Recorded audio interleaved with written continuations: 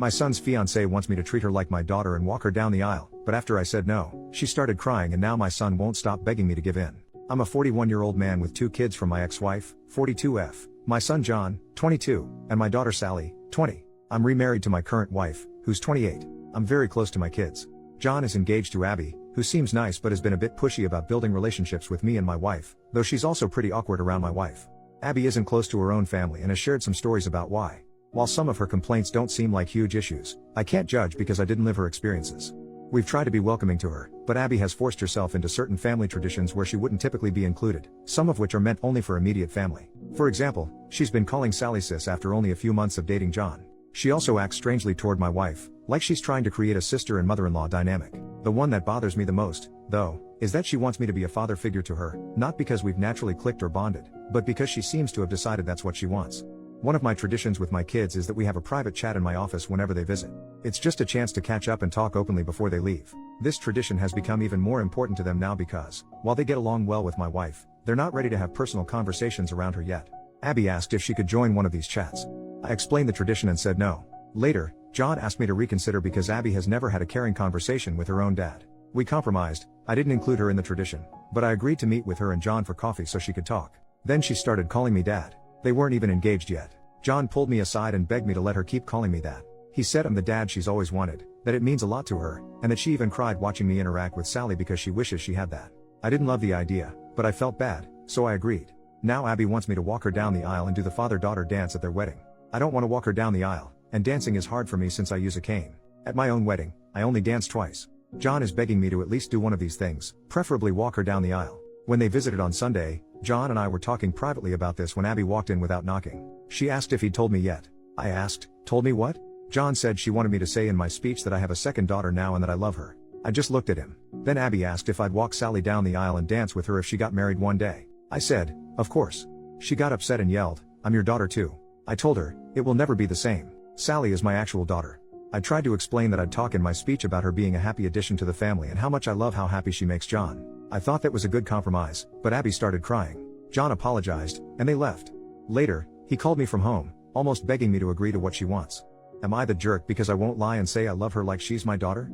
First update, 1.5 months later. I planned to update sooner, but life got busy in some good ways. People have been asking for updates, and since I have a surprise-free day, here we go. On Mother's Day my kids and their partners go to visit my ex-wife. So it turns out my ex-wife and Abby are a lot closer than I realized. She calls her mom, which is part of where this comes from.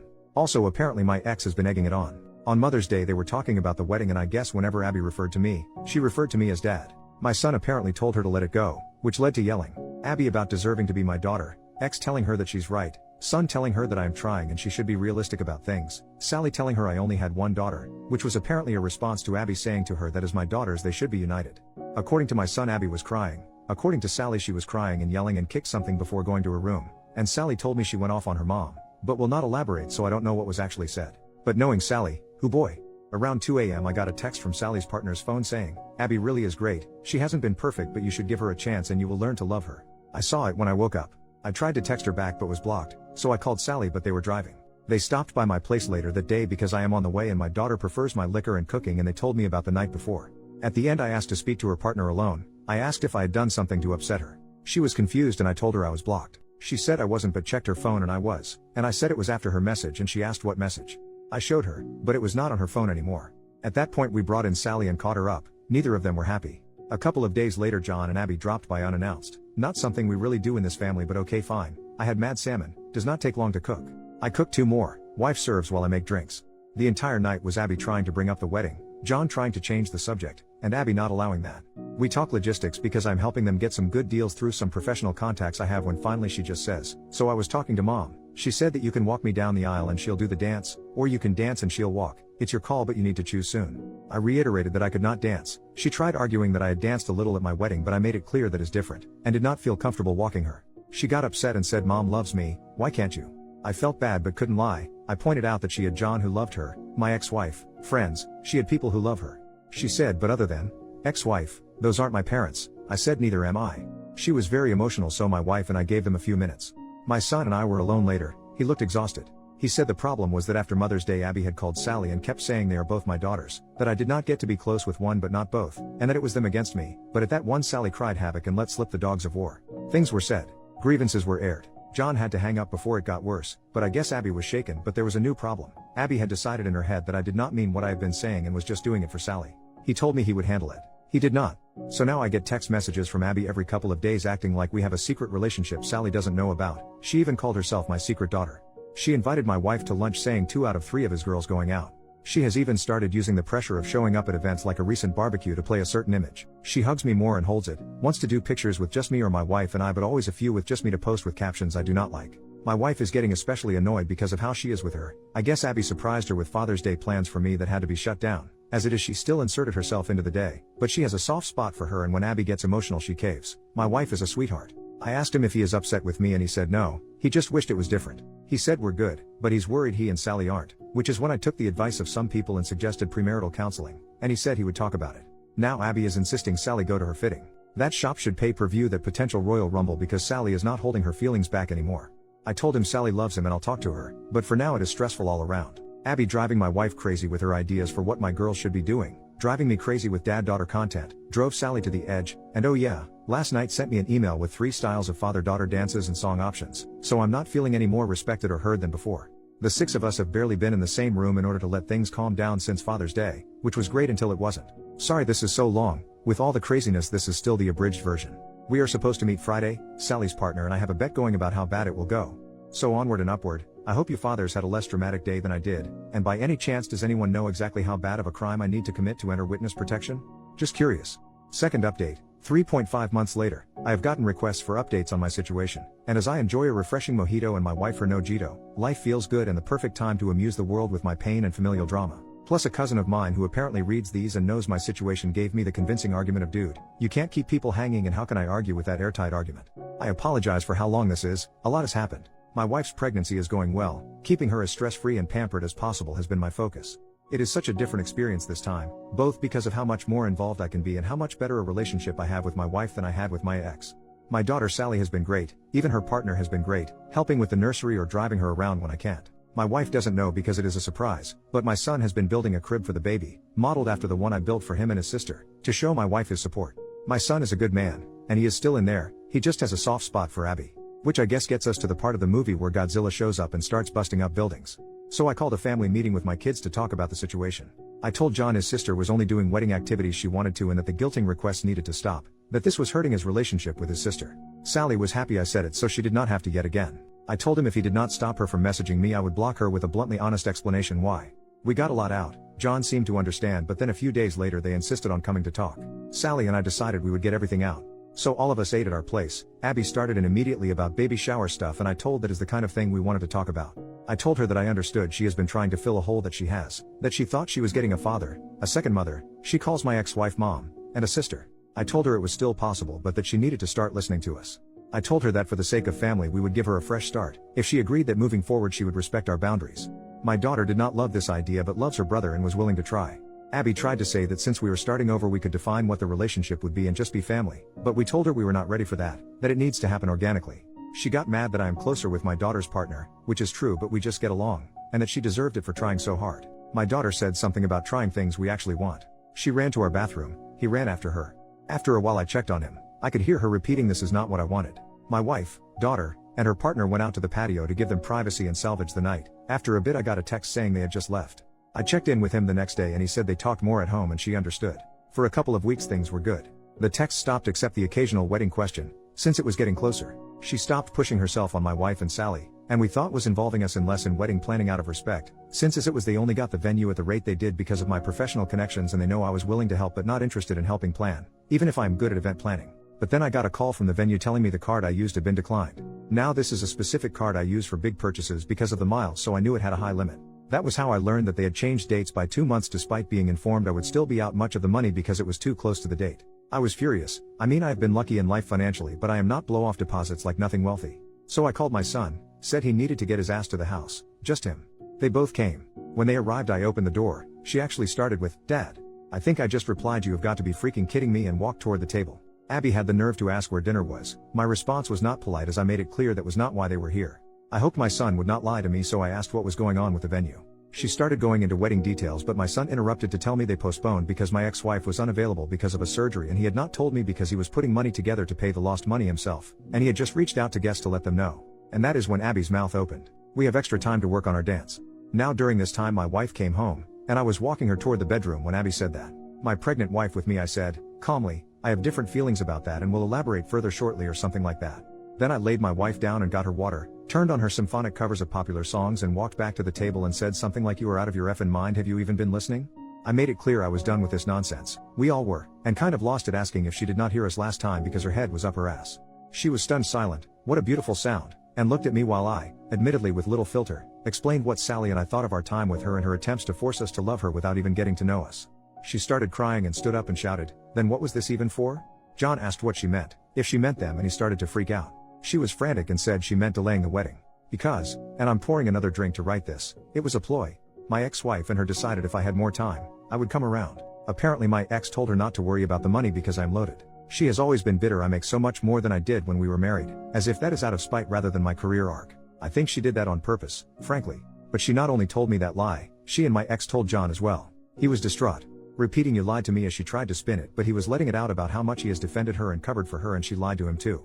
She was defensive and blamed my ex for telling her things and me for being stubborn. She yelled, why can't I just effing call him dad? And, finally, after so long, I heard John respond, because he is not your effing dad. She started crying and something about him being the one that told her she could call me that, and he said he told her she might be able to eventually, but he had told her again and again to slow down. She started sobbing and went to sit on her chair but missed and fell on the floor. Appreciating physical humor to break the tension, I admittedly chuckled and hid my mouth behind my drink. This all led to a lot of sobbing. I said I needed to check on my wife, and as I walked out she was repeating, I just want him to be my dad too.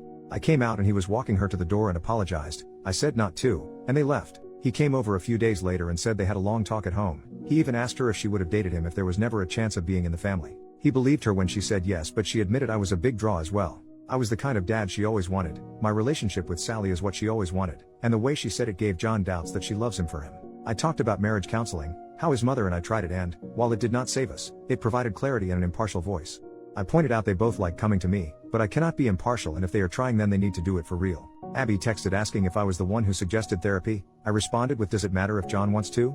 She asked why it is so bad, she wants to know what I think, and I just said John is the man whose opinion should matter most to her. They fought due to the text. She agreed to the counseling and the wedding has been postponed. I may have done a dance. So they are in counseling. He said she struggles, but I obviously do not know details. She is pressing for me and Sally to go to a session with her. Sally told her she did not want to hear Sally unfiltered, and I am not interested. Abby has been leaving Sally alone. She stopped texting me except for the occasional general question, which includes some attempt to go deeper. My wife still occasionally spends time with her because she is very into her pregnancy, more so than I like, but it is my wife's call.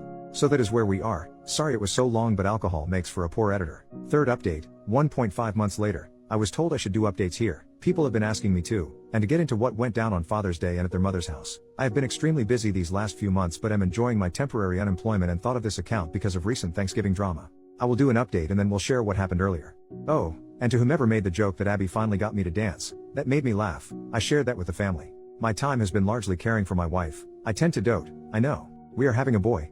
We are really excited, though neither of us really had gender preference. I have raised both and both experiences were wonderful.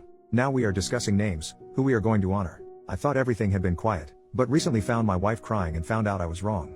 Given how busy I have been with work, and my wife knowing I would be free again once we got into this month, my wife has kept this to herself. Apparently Abby has been pushing for one Thanksgiving this year. Things have been quiet with Abby. My son said the wedding blowing up woke her up, and that therapy had been helping. But then this. My understanding is that while John has been talking less with his mother because of all that happened, Abby did the opposite. From my wife's telling, Abby dropped by one day with my ex-wife. My wife intensely dislikes my ex-wife because of lies she spread about my first marriage ending due to infidelity with her, despite there being no infidelity and the linear nature of time making it impossible for us to have slept together back then. Before anyone asks, my ex-wife does not actually think there was infidelity. I would get into that, but I am sure I would sound biased. Anyway, so my wife looked at our camera app, saw who it was and called my daughter. Apparently the two of them were keeping things from me because I was working 18-hour days and they did not want me dealing with anything else. I wish they had not done that, but I appreciate the thought. I am really lucky to have such caring people around me. My daughter called her mom and said something that made them leave in a hurry. She will not tell me what, but she smiles when I ask. I called John, but he was dealing with some hard work news, so I just was there for him and left the other alone. The next day Abby came back, alone this time. My wife saw it was her and asked her what she wanted through the door. Abby said to apologize. My wife let her in, she is too nice, and after a nice talk Abby asked about the whole family getting together for Thanksgiving. My wife said of course, she assumed as much. A couple of days later in our group chat we were discussing details, who brings what, and Abby asks what else is needed. I say John already committed and she asked what about my ex-wife, what should she bring? In the time I have known Abby she has never made an intentional joke that funny, so I asked what she was talking about and she mentioned the whole family comment, and my daughter and I both asked what made her think we counted her as family?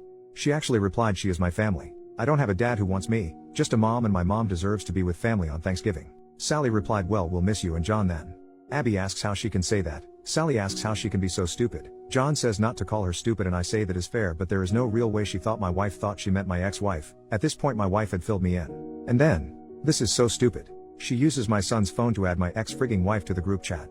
She then thanks us for the invitation and asks what she can bring. As I was typing my daughter beats me to it and asks what she thinks she is doing. She knows she is not welcome but says it less politely. My wife types you could not have thought she was included when I said family.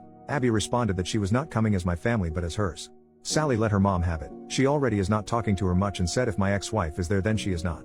I mentioned there was never a chance X was going to come, and said I understand Abby and John wanting to go to their mom's house so she is not alone. John typed plans not definite. We'll let you know he has since told me that he is not going to go to his mom's place but wanted to tell Abby alone first. All I can think about is the comment about not having a dad who wants her, because it means she is still thinking about me as a dad, I believe. Just a negligent one. I mentioned that to my son and he said he noticed it too and had brought it up at therapy, because family is such a frequent topic, though I obviously do not know details. Wow, I thought this would be brief but that was a lot, and this has been good to get out.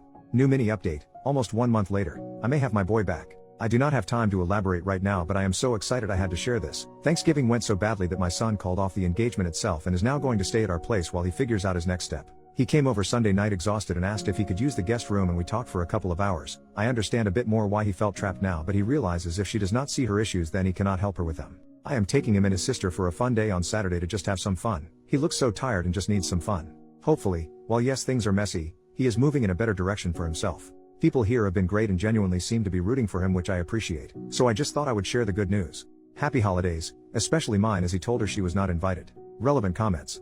Commenter 1, I'm so glad you have your son back. But she's so delusional it may get worse before it gets better.